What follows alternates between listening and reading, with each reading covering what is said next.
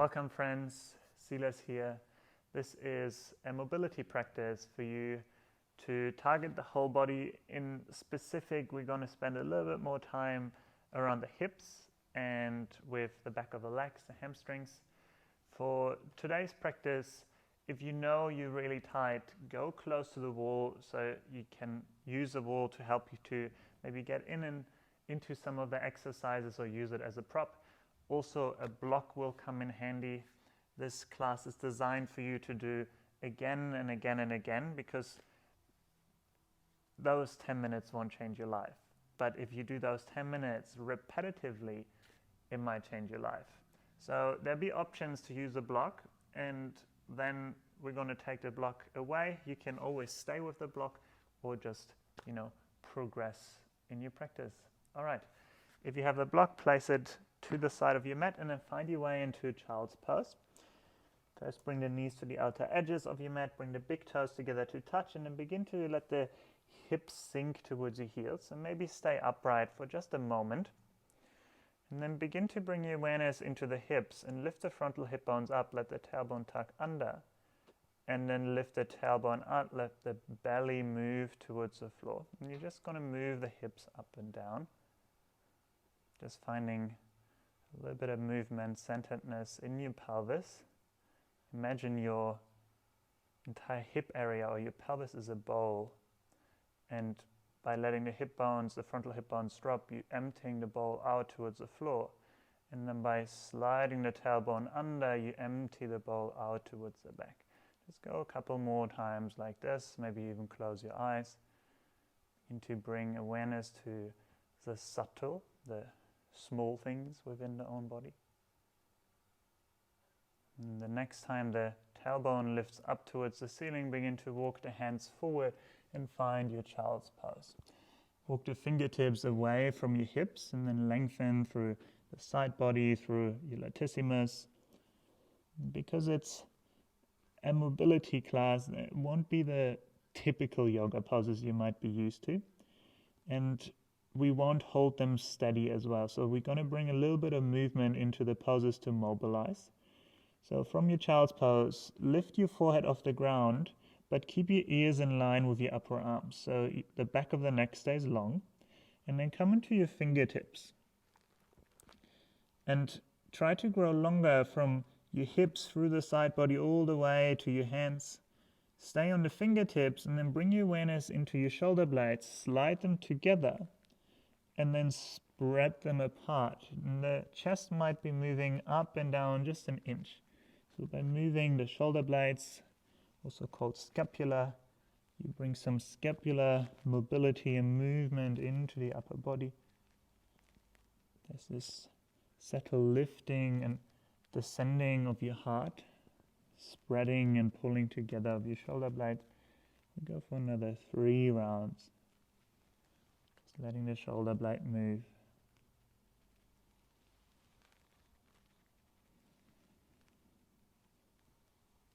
Always encourage you to close your eyes during these practices when you go inside. All right, and then walk the hands back towards your hip. Come up with your upper body, and then take some weight out of your legs with your hands and bring the knees together. Sit back onto your heels and then bring the fingertips behind you. I'm going to stretch out the ankle by leaning back into the tops of the feet, and maybe the knees begin to lift off. And you lower them back down. And you can start these movements small. You can lift the knees up a little bit higher. Just go for 10 rocks, ankle stretches here. Just going back and forth. Don't move too fast. Really see if you can move with awareness. Going for another 4, 3, 2, and 1. Then bring the knees back to the ground, shift forward onto hands and knees, and then set up for an all-fourth position. Knees come underneath the hips, hip width distance apart, hands are underneath the shoulders. And then we do a couple cat and cows, but we're going to do them maybe a little bit different than usual. Start at your pelvis and begin to tuck the tailbone under and begin to round through your back. Spread the shoulder blades wide, lift the heart towards the ceiling, and then tuck the chin in, coming into cat pose, doming the back like an angry cat. And then start at the base of the spine once more. The tailbone begins to lift up first, and you begin to slowly extend the spine vertebra by vertebra. The movement of the tailbone moves through the spine. Eventually the heart moves forward, the shoulder blades draw together, and the head is the last thing that lifts up. And then start from the tailbone once more, tuck the tailbone under, roll through the spine, let the movement continue through the spine as you spread the shoulder blades apart, tuck the chin in. And you continue to move on your own, always starting from the base of the spine, rolling through the extension of your spine, head lifts up last, and then moving the spine into flexion, starting from the tailbone, tucking it under, and then curling everything in, the shoulder blades spread wide. And you continue on your own. Your breath, your movement. So we can maybe close the eyes and really bring awareness to the spine as it moves. And as you separate, every time you start from the bottom, letting the head always move last, let it just naturally do the movement that you started from the tailbone.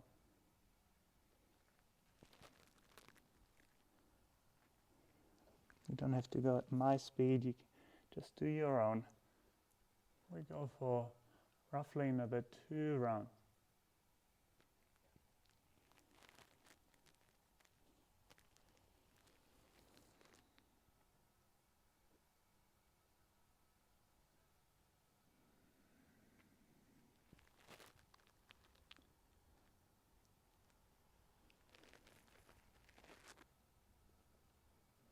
And let yourself come back to neutral spine position. Stay on all fours and only pull the left knee towards the left upper arm and step the left foot outside your 2 hands. And then come onto fingertips. If you feel very tight and you want to bring the floor closer to you, you can use a block underneath your hands. And then let the heart pull through your arms. Let the heart float and smile. Take another breath in. On the exhale, straighten the left leg, move the hips back and curl the left toes back. And if the leg doesn't go all the way straight, you let the intention of moving it towards straight be there. On the inhale, come back forward, rebend the left knee, heart draws forward. Exhale to move the hips back, the left leg moves towards straight. You just continue to move and your own breath. Always bending the knee, letting the hips sink towards the floor. Exhale to straighten, pulling the hips back. So it's not so much the outcome. Don't reward yourself for a straight left leg.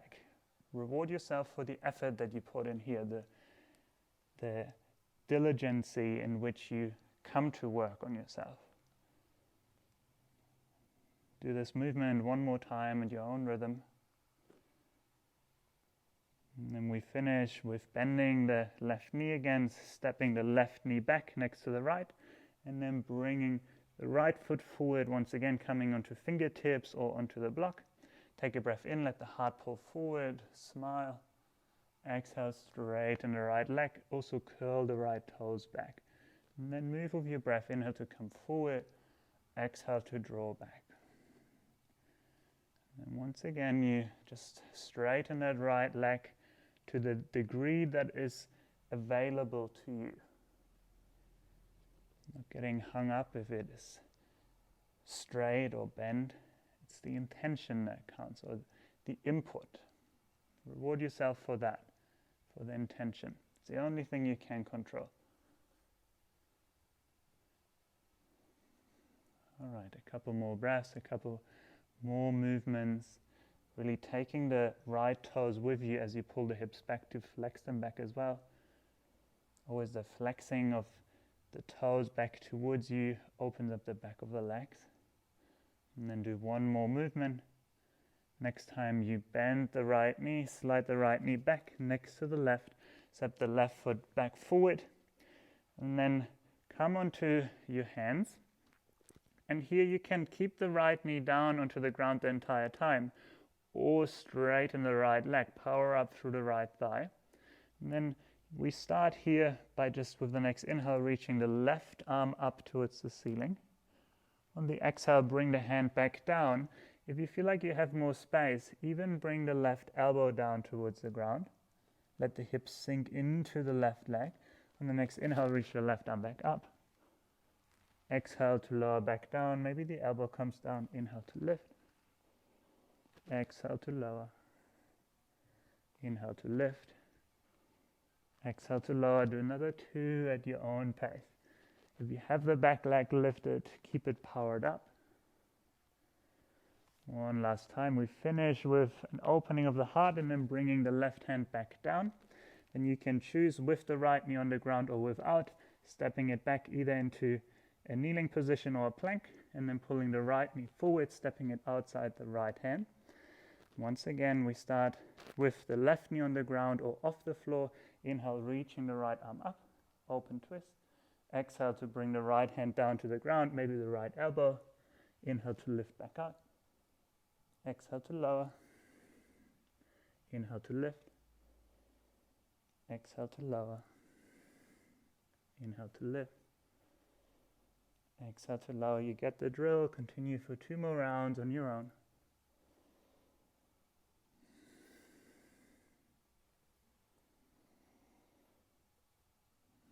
And then bring both hands back down.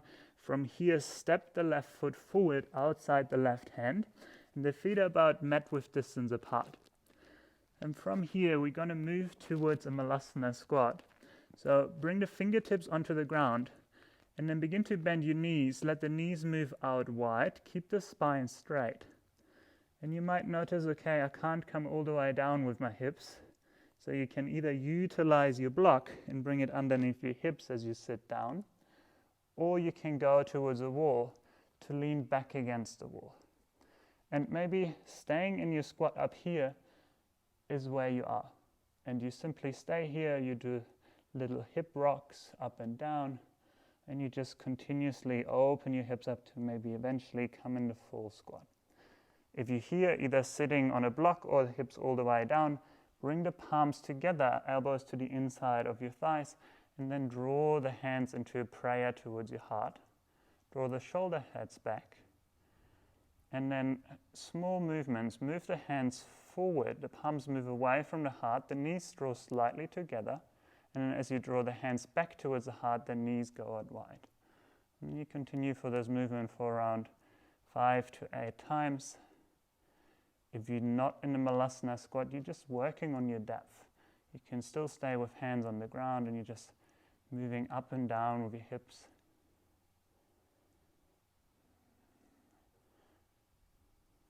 When I first started doing these ones, I was nowhere near even sitting on a block.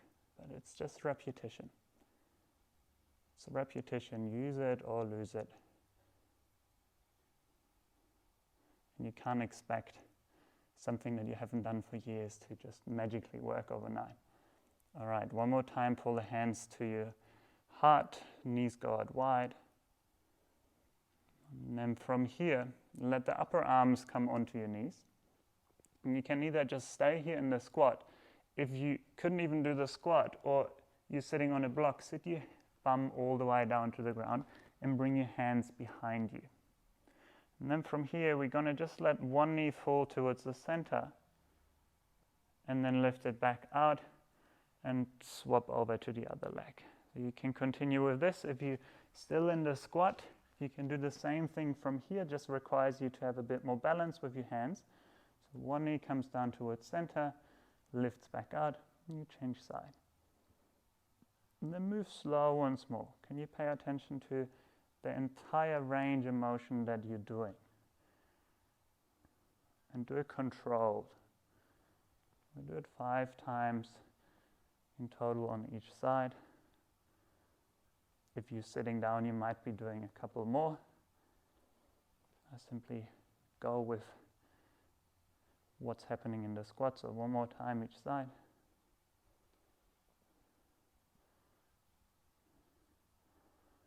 And then come back towards center. Then from here, if you're already sitting, you stay there. If you're in the squat, bring your bum down towards the ground, and then bring your hands behind you. Broaden through the chest. And then one more time, let the right knee fall towards the ground, and let it come all the way down. And even let the right hip come off the floor. And notice how the right shoulder blade or the right shoulder wants to come forward. Bend through the right elbow and move your chest parallel to the front of the mat. Lift the heart up, straight spine. Either stay here or hook the left ankle across the right outer knee. And then let both knees be heavy. Lift up through the heart, or even to the outside of the right hip.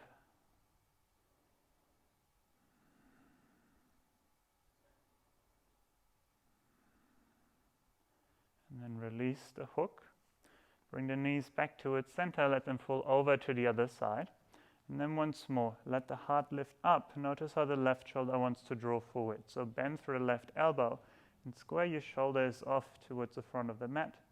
And then either stay here or hook the right ankle once again over the left knee, letting both knees relax, letting the heart continuously smile, moving your awareness from the left shoulder all the way to the left knee, and taking a couple rounds of breath here.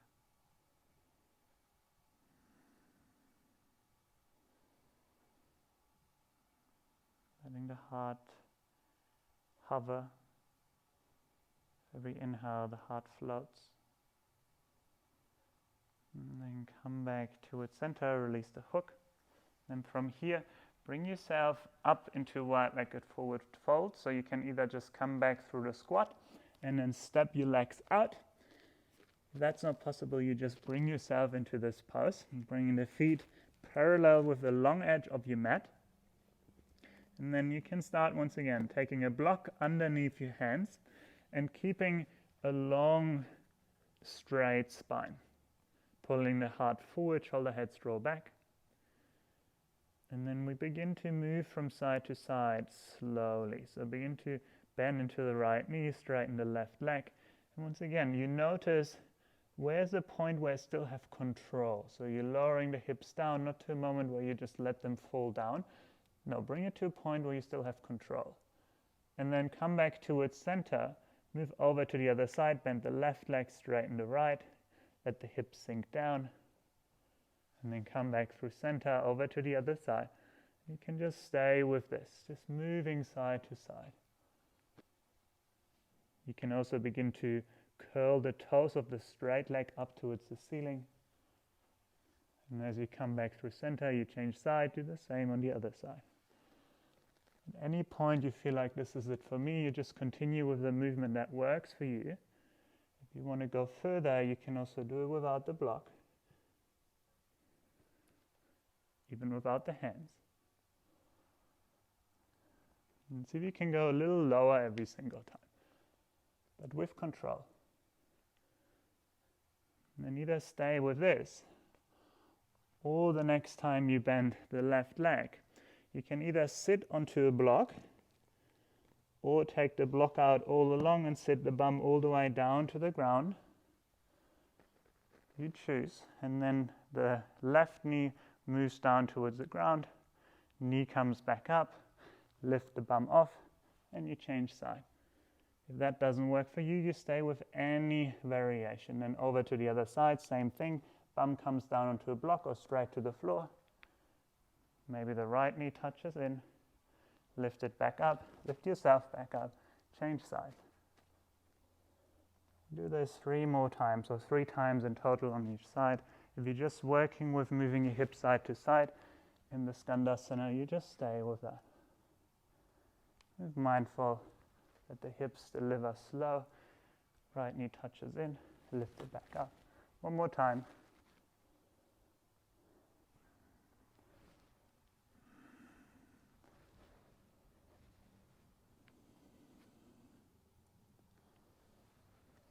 Good stuff.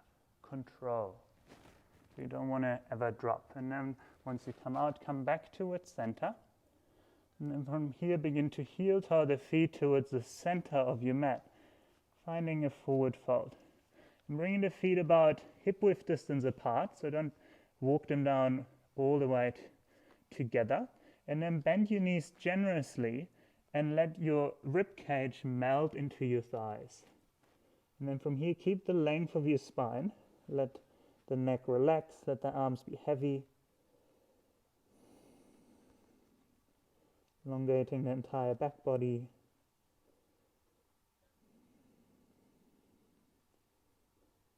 And then you can decide how far you want to straighten the legs. So keep the connection between your rib cage and your thigh bones, and lift your sitting bones up towards the ceiling as the legs move towards straight. They might not go all the way straight, but it's important that you fold from the hip to lengthen the hamstrings. So keep that connection. You can even hold on behind your calves, and then move the thighs back in space. Let the crown of the head be heavy. Let the spine be long. And if you have to bend your knees a whole lot, then you bend them a whole lot. Okay, we bring a little bit of movement in from that straightest leg that you have. Begin to bend your knees, fingertips onto the ground, and then pull the heart forward. Keep the thighs and the ribs connected. On the next exhale, move the legs back towards straight. Maybe you pull behind your calves. On the inhale, fingertips back down, soft bend into the knees, the heart rolls forward, thighs and ribs stay connected. Exhale, legs move back towards straight. Once again, the intention counts. Reward yourself for the input, not the outcome. One more time. Bend and straighten. And then as you bend the knees this time, bring yourself all the way down towards the ground. And then find yourself on the mat so that you can extend the feet forward. And then let yourself roll all the way onto the back, finding Shavasana, letting the arms come down next to you, the feet mat width distance apart, shoulder blades slide underneath, neck stays long. You close down through your eyes. You give yourself a moment to observe the body, blood flow, sensation, rhythm of breath. If you have extra time to stay in Shavasana, continue to soften, to relax. If you need to carry on with your day at any point, pay close attention to how it just feels to clean up your mat, to clean up the space that you practice in. Notice how movement feels within your own body, just walking down the hallway. Pay close attention to the feeling of before and after. Listening inside, listening without your ears. Thank you so much for taking the time, and I hope to see you soon. Namaste.